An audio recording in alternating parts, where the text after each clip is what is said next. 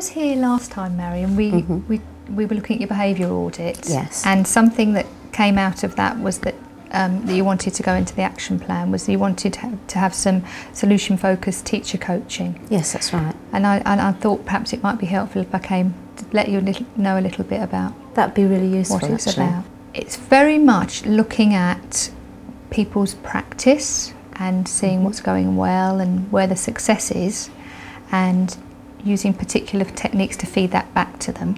Right. And some of it is about people bringing their own issues or their own concerns and using the solution-focused techniques to help them develop their practice. So in a nutshell. That sounds a good idea, but how actually would it roll out in practice?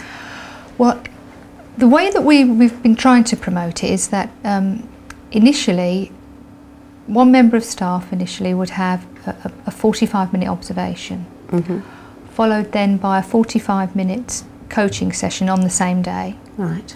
And then perhaps half a term later I'd come back and just do a 45-minute coaching session, no observation.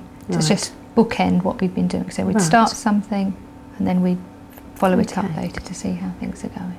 And what sort of things do you actually do in the coaching observations and the feedback? I will look at things that are working well and trying to talk to people and tease apart what it is about their practice that makes things successful. But I will have particular techniques that I might be able to use. Perhaps if I see somebody who isn't particularly good at praising and then do praise a child, I could highlight, did you notice that when you praised Jack, he stayed on task for 4 minutes, whereas before he was only staying on for 2, so I could give them particular... That'd be really useful, I think. Yeah. But if I had a member of staff who I felt wasn't performing very well, would you be able to feed back to me about that or not? Well, we found that the work that we've been doing up until now, where it's been most successful is where we've gone for the confidentiality aspect of it really strongly. So it tends to free people up to talk about what they want to talk about really, and the whole situation is much more free and much more open because they aren't working to anyone else's targets, and they know I'm not going to be feeding back to anybody or writing a report, and it makes them much more in control of the situation and tends to have better outcomes really. I just wondered if you wanted to know a little bit about the practicalities that would be helpful, because that's quite important. As I said, perhaps we start with the key stage, and I'd come and observe somebody for 45 minutes, feedback for 45 minutes, and issues around cover are very important for that, for that feedback time. So it might be 2 or 3 teachers might need cover, so I don't know if you have supplies or how you might do that. I'm sure we can sort that out quite easily. And the other key thing I need to highlight is the fact that we would need a room to feed back in, where we need to be uninterrupted and where we could sit and have some time chatting in a always safe a bit place. tricky that, but I'm sure we can free up one of the little rooms upstairs for you to feed back in. So I think that's in terms of practicalities. The last thing I really need to mention is where we found it most successful.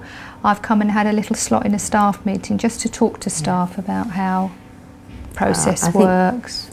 I think that'd be really useful actually, because otherwise they're going to approach it feeling worried and anxious, whereas they know you well, and having you in the staff meeting I think would reassure them and allay any fears that they might have about the process. Okay. Well, we'll arrange to do that then. Okay, that'd be great. First things first really is just to check that where you would like us to observe you, where you're going to be for the first part. Well, first of all, we're doing a carpet session, so we're going to be in the quiet room behind us, and they're going to be sitting in a circle, so if you sit anywhere then you'll get a good view, and then we're coming in here to do a focused activity at the role play area. So which is just over there. I think it's worth pointing out in terms of confidentiality, in the past we've agreed that confidentiality rule with us.